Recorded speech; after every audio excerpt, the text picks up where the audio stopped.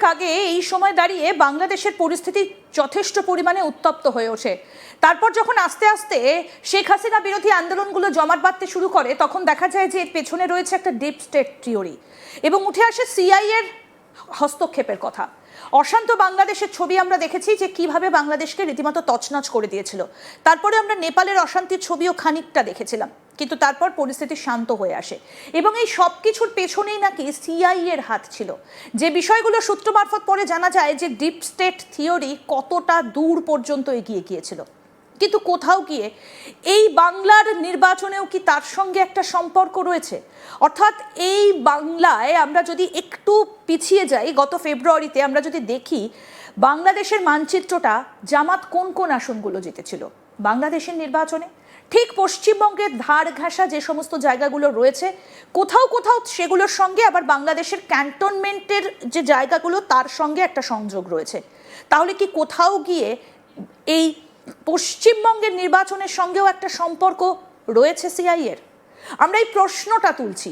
কোথাও গিয়ে যদি বিজেপি হেরে যেত, তাহলে কি স্বাধীন মুসলিম দেশ হয়ে যেত এই পশ্চিমবঙ্গ? আমরা আজকে এই উত্তরগুলো খোঁজার চেষ্টা করব। আমাদের সঙ্গে রয়েছেন আন্তর্জাতিক সম্পর্ক বিশেষজ্ঞ এবং স্ট্র্যাটেজিস্ট শুভাশিস ব্যানার্জি। আপনাকে স্বাগত জানাই আজ তাক বাংলায়।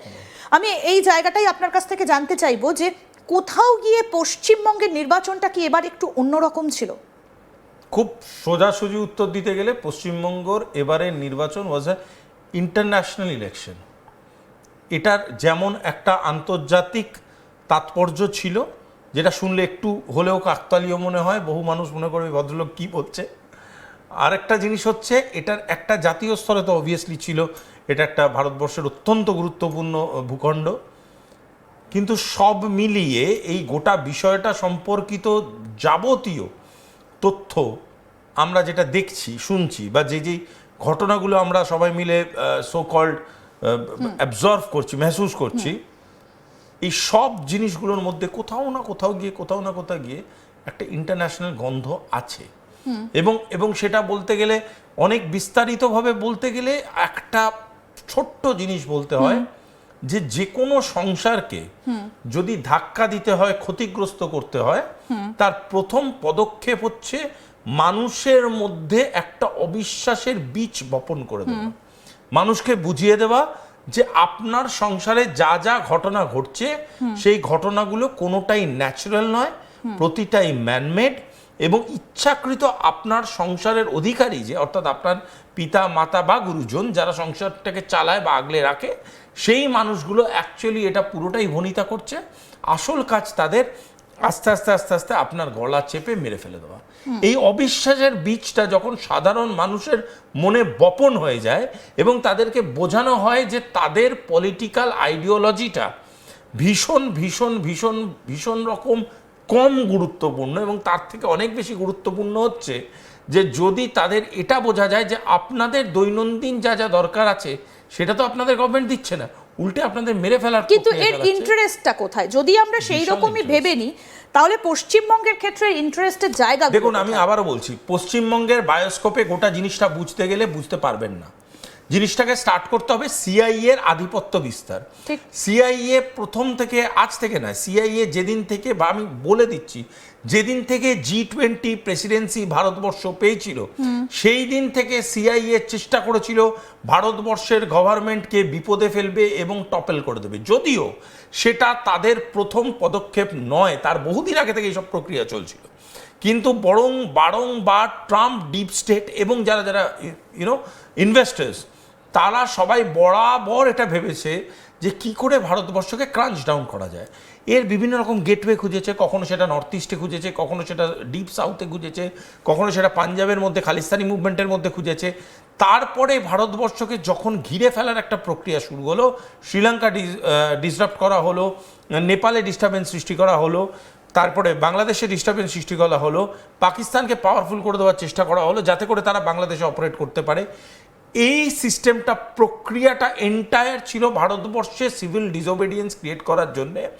অ্যান্টি বিজেপি যেই ভোট ব্যাংকটাকে আছে তাকে অ্যান্টি ইন্ডিয়ান মাইন্ডসেটে কনভার্ট করে দেওয়ার জন্য। দেখুন, একটা গণতান্ত্রিক মতবাদের মধ্যে আমি একটা ম্যাপ একটু এখানে দেখাই, গ্রেটার বাংলাদেশের ম্যাপটা দেখাই। আপনি বাংলাদেশ নিয়ে কথা বলছিলেন, সেই ম্যাপটা একটু দেখাই। সেটা দেখলে বোঝা যাবে এই যে আপনি আন্তর্জাতিক একটা যোগের কথা বলছেন না, এই যে দেখুন, এই যে সালতানাতি বাংলার যে ম্যাপটা, সেখানে কিন্তু বাংলাদেশের তরফ থেকে পশ্চিমবঙ্গ তো বটেই, এই যে আমরা সাদা করে দেখাচ্ছি জায়গাগুলো, এতগুলো জায়গাকে ঢুকিয়ে দেওয়া হয়েছিল। মানে ষড়যন্ত্রের বীজটা কি এখান থেকে বপন করা হয়েছে? অবভিয়াসলি দেখুন, আপনাকে বলি, যেটা আমি বলতে যাচ্ছিলাম সেটা হচ্ছে, আপনার গণতান্ত্রিক পদ্ধতিতে আপনি যে কোনো রাজনৈতিক মতবাদকে সাপোর্ট করতে চান তো পারেন, যদি আপনার ইচ্ছা না হয় পারবেন না, অসুবিধা নেই তাতে।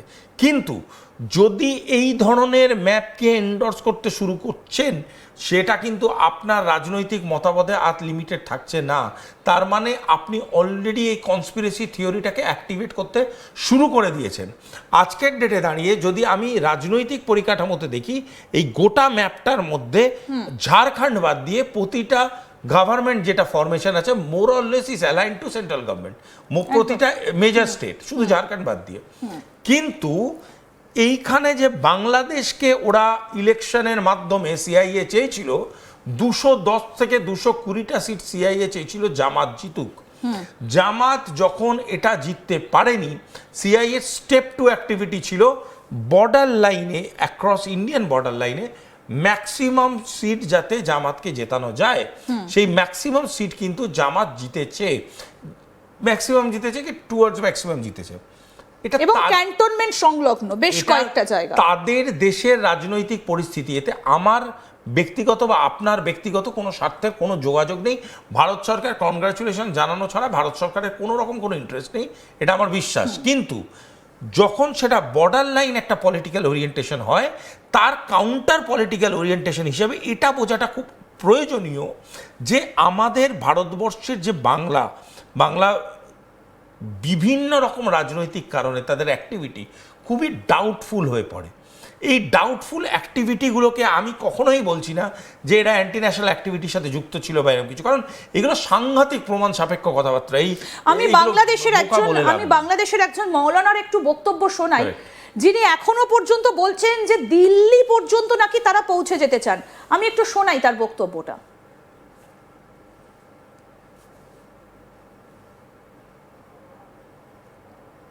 এই এক সপ্তাহের ভিতরেই ভারতের দূতাবাস ঘেরাও করে এবং ভারতের দূতাবাসের সামনে গরু জবাই করে এই ঢাকায় আমরা হুঁশিয়ারি সংকেত দেব যে বর্ডারে যেন আমাদের শক্তি বৃদ্ধি করা হয়, এবং ওপার থেকে যদি লক্ষ লক্ষ মুসলমান এনে বর্ডারে পুশিং করার জন্য তারা প্রস্তুতি নেয়, আমরাও ভারতের অবৈধ যে হাজার হাজার মানুষ দেশে চাকরি করতেছেন তাদেরকে বর্ডারে নিয়ে রেডি করব, এবং আমরা গজওয়াতুল হিন্দের প্রস্তুতি নিয়ে যাব।